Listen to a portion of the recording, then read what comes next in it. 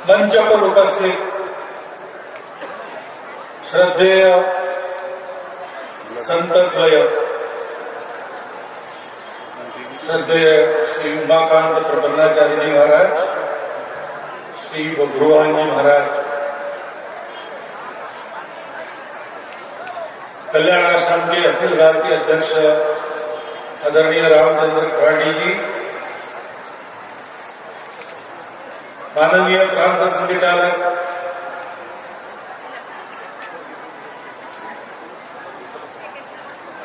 आदरणीय रणविजय सिंह जी, आदरणीय प्रबल प्रताप जी, वनवासी कल्याण आश्रम के सभी पदाधिकारीगण और उपस्थित सभी नगरवासी, ग्रामवासी, भारतवासी, बंधु भगिनी, मेरे लिए बड़ा सौभाग्य का अवसर है कि आप लोगों के दर्शन हो जाते हैं। आजकल तो मैं नागपुर में हूं, लेकिन मैं रहने वाला जहां का हूं वो वनवासी जिला है, चंद्रपुर है।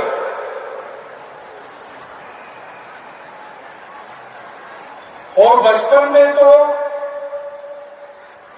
बहुत ज्यादा शहर और वनवासी ग्रामीण ये भेद नहीं था, बहुत आना जाना चलता था। इसलिए जब आप लोगों के बीच आता हूं तो मैं अपने घर आया हूं ऐसा मुझे लगता है।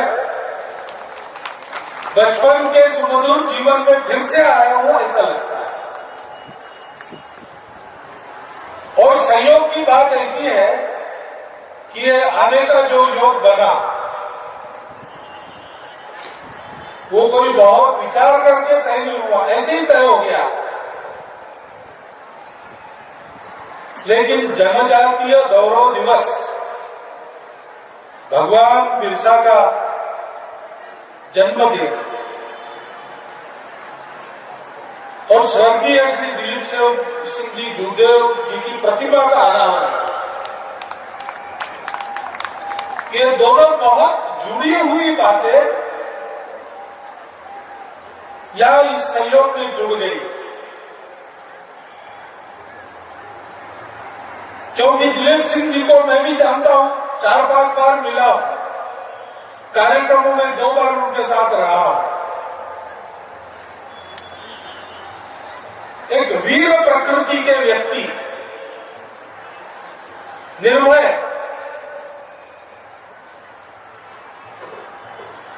और ज्ञान, संपत्ति, सत्ता सब कुछ होने के बाद भी अतिशय विनम्र रहने वाले, ये होने के बाद भी मन का अपनेपन जो नहीं भूले और जनजातीय समाज के गौरव के लिए जो सदा खड़े रहे, ऐसा मैंने उनको देखा। इस काम को वो बड़ा पवित्र मानते थे। जीवन में जो कुछ बने वो उसका उपयोग इसके लिए किया उन्होंने। लेकिन मैं जानता हूं कि ऐसा कुछ नहीं बनते तो भी वो इसके लिए परिश्रम करते रहते, क्योंकि अपने देश, धर्म, संस्कृति और देशवासियों के प्रति उनके मन में बहुत प्रेम था। हम सबको अब प्रेम स्मरण है। भगवान बिरसा मुंडा को भी इसी प्रेम ने प्रेरित किया हम सब लोगों के लिए संघर्ष करने, क्योंकि ये जो गौरव है, आपका गौरव, जनजातीय गौरव, ये गौरव क्या है? बब्रुवान जी ने बताया, अपने पूर्वजों की परंपरा अपना गौरव, क्योंकि वो हमको बताती है हमको कैसे जीना है।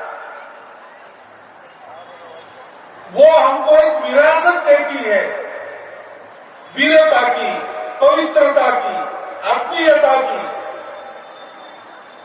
जीवन के संघर्ष में हम लड़ सकते हैं, ऐसी हिम्मत देती है।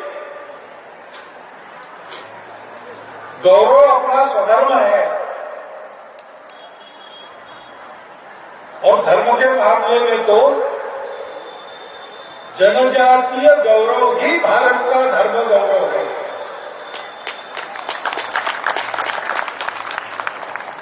क्योंकि ये भारत का धर्म कहां से आया? इतने सारे देवी देवता पूजा पद्धति अलग अलग होने के बाद भी सब लोगों का व्यवहार एक सा रहता है। परहित सरिस धर्म नहीं भाई, पर पीड़ा सम नहीं अदमाई, ऐसा कहते हैं। ये धर्म आया कहां से? ये धर्म खेतों में और जंगलों में से उपजा है। भारत के सभी धर्म भारत को यहाँ के कृषकों ने और वनवासियों ने दिए हैं। उस धर्म का गौरव, जनजातीय धर्म गौरव, जनजातीय लोगों का गौरव, ये इसीलिए भारत का गौरव। तपश्चर्या की बात भगवान जी ने आपको बताई। वो धर्म के 4 पैर में से एक पैर है। आप जिस प्रकार सत्य के पीछे चलते हैं, जनजातीय समाज की प्रसिद्धि है, वहां झूठ नहीं होता, वहां अप्रामाणिकता नहीं होती। हमारे ग्रामीण इलाके में और हमारे जंगलों में कोई रास्ता भटक भी जाए, जब तक उसको मनुष्य और गांव जंगल में मिलते रहेंगे, वो भूखा नहीं रहेगा, प्यासा नहीं रहेगा। आज भी अनुभव आता है वहां जाने वाले लोगों को, वहां घूमने वाले लोगों को। ये करुणा कहां से आई? वो भी धर्म का एक अंग है। किसने दी? इसी जनजातीय समाज ने दी। हमारा धर्म सब में पवित्रता देखता है, क्योंकि वो स्वयं का अंतःकरण पवित्र है। वो नदी, नाले, पेड़ पौधे, पशु पक्षी सब में भगवान को देखता है और इसलिए वो पर्यावरण का मित्र है, प्रेमी है, पर्यावरण का विकास करता है, अपनी उन्नति के लिए पर्यावरण को खराब नहीं करता। ये किसने सिखाया? सदैव जंगलों में पर्यावरण के साथ रहने वाले, पर्यावरण में अनेक बातों को देवी देवता मानने वाले हमारे जनजातीय बंधु ही। वो जनजातीय धर्म केवल जनजाति का नहीं, संपूर्ण भारत का गौरव है और इसलिए प्रत्येक भारतवासी ने जनजातीय समाज की सुरक्षा, उनके गौरव की रक्षा, उनके गौरव की वृद्धि, इसके लिए उनके साथ खड़ा होना चाहिए, जैसे दिलीप सिंह जूदेव जी खड़े रहते रहे। उनके जीवन से यह संदेश हमको लेना है और हमको इस गौरव से समझना है। एक बार इस गौरव को समझ गए, सब कुछ अपने आप ठीक हो जाएगा। इस गौरव को हम समझे, उसके आधार पर एक होकर खड़े रहे, सत्य के लिए, देश के लिए, धर्म, संस्कृति, समाज के लिए। हमारे पास एक गौरव है, उसकी सारी दुनिया को जरूर है। उसके लिए भारतवर्ष को इस गौरव को धारण करके खड़ा होना है।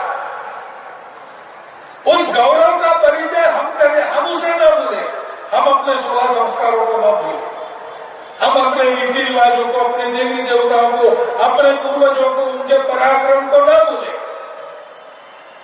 क्योंकि भूल जाएंगे तो बड़े बड़े पराक्रमी भी निठल्ले हो जाते हैं। सीता जी को खोजने गए वानर वीर, दक्षिण में गए हनुमान जी थे, जांबवान जी थे, अंगद थे, नल नील थे, एक से एक वीर थे, लेकिन समुद्र तक सीता जी मिली नहीं। अब समुद्र में आगे क्या है? कुछ नहीं। कौन जाएगा? कौन देखेगा? और वापिस भी नहीं जा सकते। काम बताया है, काम पूरा किए बिना कैसे वापिस जाएंगे? उन्होंने तो सोचा नहीं जाएंगे, यही बैठेंगे, अनशन करेंगे, राम नाम लेते लेते मर जाएंगे। बैठ गए, राम नाम का जप करने लगे, राम की कथा बताने लगे। तो वहां संपाति नाम के एक गिद्ध थे, उनके पंख जल गए, क्योंकि संपाति और उनके छोटे भाई जटायु बचपन में उन्होंने सोचा, पराक्रमी लोग थे, बड़ी कल्पना करते थे, उनको लगा सूरज तक जाएंगे उड़ते उड़ते, और दोनों सूरज की तरफ गए। लेकिन सूरज का ताप महाभयंकर होता है, हम इतना दूर पृथ्वी पर है, हमको भी सहन नहीं होता। वो जैसे ही पास गए जलने लगे। तो जटायु अपने छोटे भाई को बचाने के लिए संपाति ने अपने पंखों का घेराव उसके इर्द गिर्द कर दिया, उसको अपने आगोश में लिया। तो संपाति के पंख जल गए, जटायु संपाति दोनों गिर गए। जटायु गिरते गिरते पंख थे इसलिए उड़ गया, दूर चला गया। संपाति वहां सागर किनारे दक्षिण में गिर गया। अब बिना पंख का गिद्ध, उसको खाने को क्या मिलेगा? बहुत कठिन स्थिति थी। उन्होंने देखा कि यहाँ कुछ वानर बैठे हैं और खा कुछ नहीं रहे, तो मरेंगे। मरेंगे तो मैं उनको खाऊंगा तो मेरी भूख शांत हो जाएगी। इसलिए उनके पास चले गए, मरने की राह उनके देखने के लिए। पास गए तो राम की कथा सुनी, उसमें जटायु का नाम सुना। तो जटायु का नाम सुना तो गए उनके पास, बोले आप जटायु का क्यों नाम ले रहे हैं? आप जटायु गिद्ध की बात कर रहे हैं, वो तो मेरा छोटा भाई है, उसका समाचार क्या है आपके पास, बताइए हमको। तो समाचार क्या था? समाचार यही था कि सीता जी को बचाते समय रावण से युद्ध करते करते जटायु को वीरगति प्राप्त हो गई, शहीद हो गए, हुतात्मा हो गए। वानर वीरों ने बताया तो कुछ शोक वगैरह जो करना किया, श्राद्ध किया जटायु का, और फिर वानर को कहा, हनुमान जी अंदर सबको कहा संपाति ने कि आपने मेरे भाई की खबर दी, मैं उसका श्राद्ध कर सका, इसलिए अब आपका कोई काम बताओ जो मैं कर सकूं। उड़ तो मैं नहीं सकता, लेकिन मेरी नजर कहीं भी जा सकती है, बड़ी तेज नजर है। तो जांबवानी ने कहा कि देखो भाई, हम सीता जी को खोजने निकले और यहां तक आए, मिली नहीं। एक रावण नाम का राक्षस उनको अपने विमान में बिठाकर ले गया, इसी दिशा में गया है, वो आगे कहीं गया हो तो कहाँ है बताओ। तो संपाति ने अपनी नजर सागर पार गड़ाकर बताया कि है, उस रावण की लंका है 100 योजन दूर, उस लंका की राजधानी है, उस राजधानी के पास एक अशोक वन है, वहां एक शीशम के वृक्ष के नीचे वो बैठी है सीता जी, मैं देख रहा हूं। तो पता चल गया सीता जी का, सबको आनंद हो गया।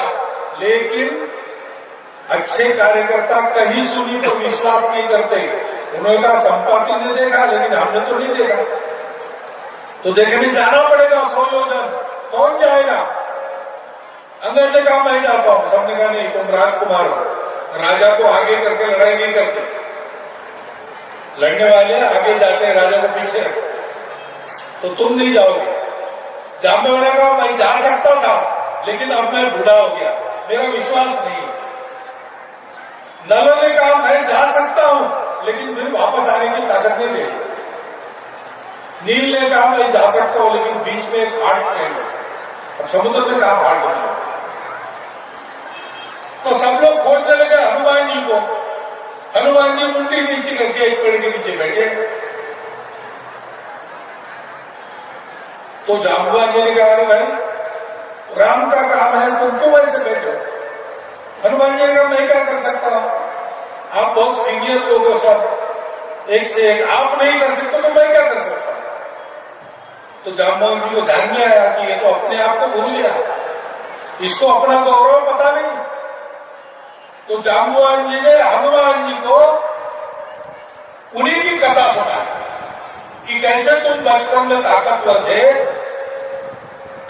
जन्मते ही तुमको लगा आसमान में कोई फल है, सेब है, सूर्य को देखा तुमने और तुम चल पड़े सूर्य की ओर, उसको पकड़ के निगलने लगे, सूर्य डर गया, चिल्लाने लगा, तो सेनाएं आई देवों की, लड़ाई हुई, सबको तुमने मार के पकड़ा, तो इंद्र ने अपना वज्र चलाया, तुम बेहोश होकर धरती पर गिर गए, तो तुम्हारे पिताजी वायुदेव वो गुस्सा हो गए, उन्होंने चलना बंद कर दिया, तो सबकी हवा टाइट हो गई, हवा बंद हो गई, तो सब गए वायुदेव को प्रसन्न करने के लिए, उन्होंने तुमको फिर से होश में लाया और सब देवों ने अपनी अपनी शक्ति तुमको दे दी, तो तुम नहीं कर सकते ऐसा कोई काम नहीं।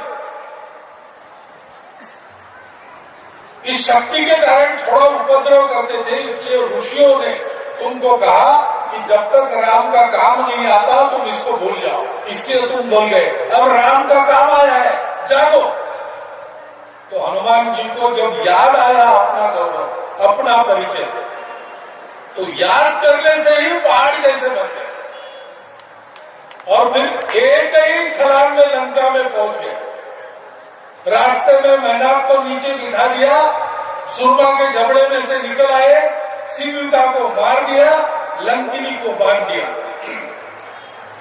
लंका में जाके सीता जी को खोज लिया, राम का संदेश उनको दे दिया, अशोक वन को उजाड़ दिया, रावण के पुत्र को मार दिया, रावण के दरबार में जाकर राम का खरा खरा संदेश सुनाया और लंका दहन करके रावण और राक्षसों के मन में राम जी की धाक बिठा के वापस आए।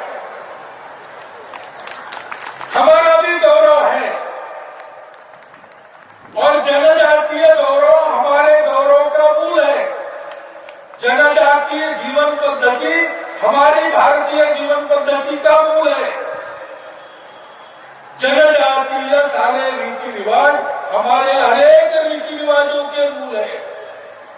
भारतवर्ष का मूल कृषि और वनों में है, वहां से उपजी हुई ये संस्कृति है, उस संस्कृति की दुनिया को आवश्यकता है। ये भगवान का काम है, भगवान का काम उपस्थित हुआ है। अब हमको जागना है, अपने गौरव का स्मरण करना है, उस गौरव पर पक्का रहना है।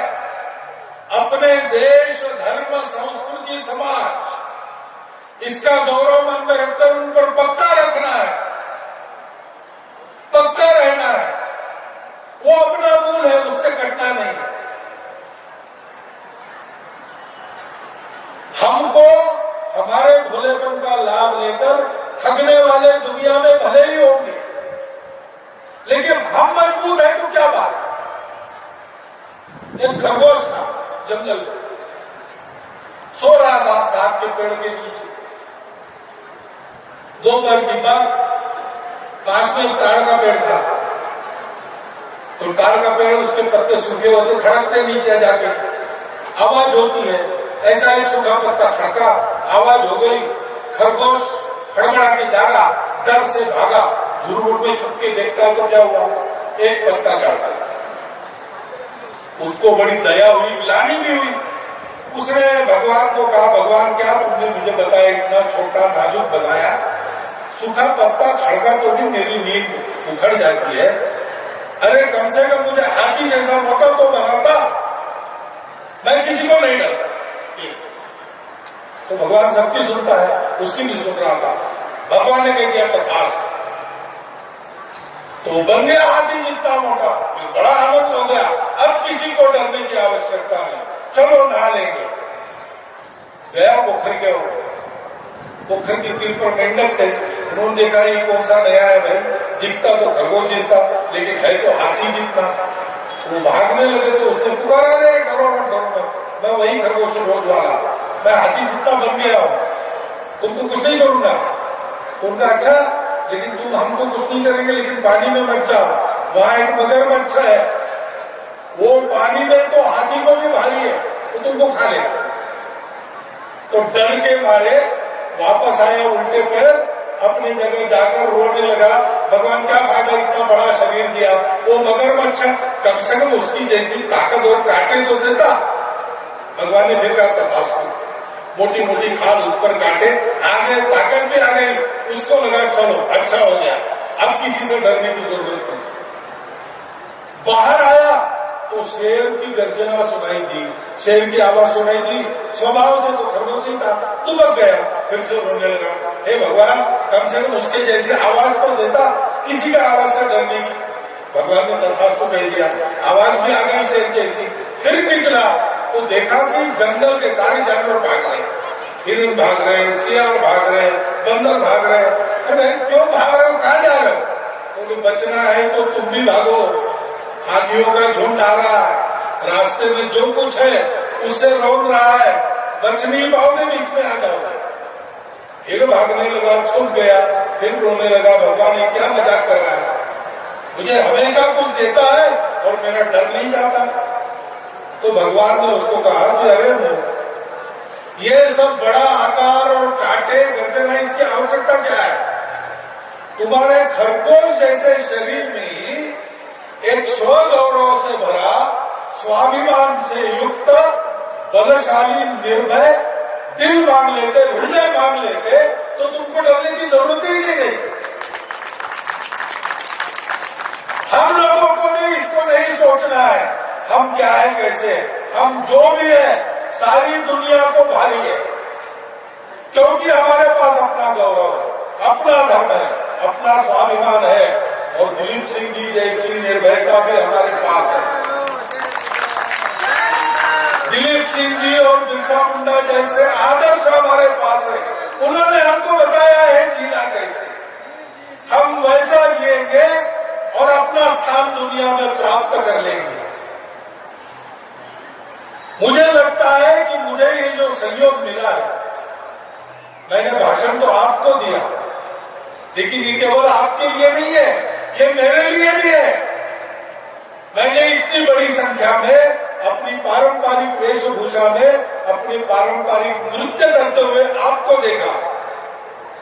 क्या स्वर्गीय दिलीप सिंह जी उदय जी का स्मरण हुआ, क्या भगवान बिरसा की प्रतिमा पर मैंने माल्यार्पण किया, तो ये सारी बातें मेरे मन में आई, और जो मुझे उससे लगा, उसका जो निष्कर्ष मुझे मिला, वो मैंने आपके चिंतन के लिए आपके सामने रख दिया है। उसका विचार करें, और आप विचार करेंगे तो ठीक ही करेंगे।